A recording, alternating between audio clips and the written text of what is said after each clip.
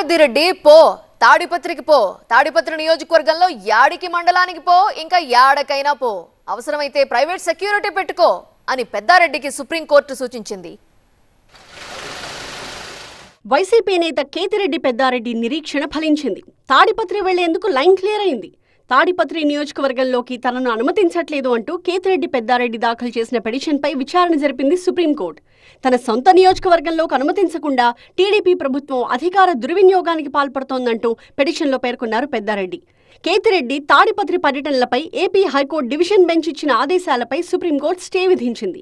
మీ నియోజకవర్గానికి వెళ్లకుండా మిమ్మల్ని ఎవరు ఆపుతారు అంటూ పెద్దారెడ్డిని ప్రశ్నించింది సుప్రీంకోర్టు. తాడిపత్రి వెళ్లేందుకు పెద్దారెడ్డికి అవసరమైన భద్రత కల్పించాలని పోలీసులను ఆదేశించింది. అవసరమైతే ప్రైవేట్ సెక్యూరిటీని కూడా పెట్టుకోవచ్చని పెద్దారెడ్డికి సూచించింది. సుప్రీంకోర్టు వారు సహృదయంతో స్పందించి ఇమీడియట్గా డివిజన్ బెంచ్ ఇచ్చిన ఆర్డరు సరైనది కాదు అని చెప్పి స్టే చేయడం జరిగింది. పెద్దారెడ్డి గారికి green signal back to enter his constituency. విచిత్రంగా ఉంది ఇది.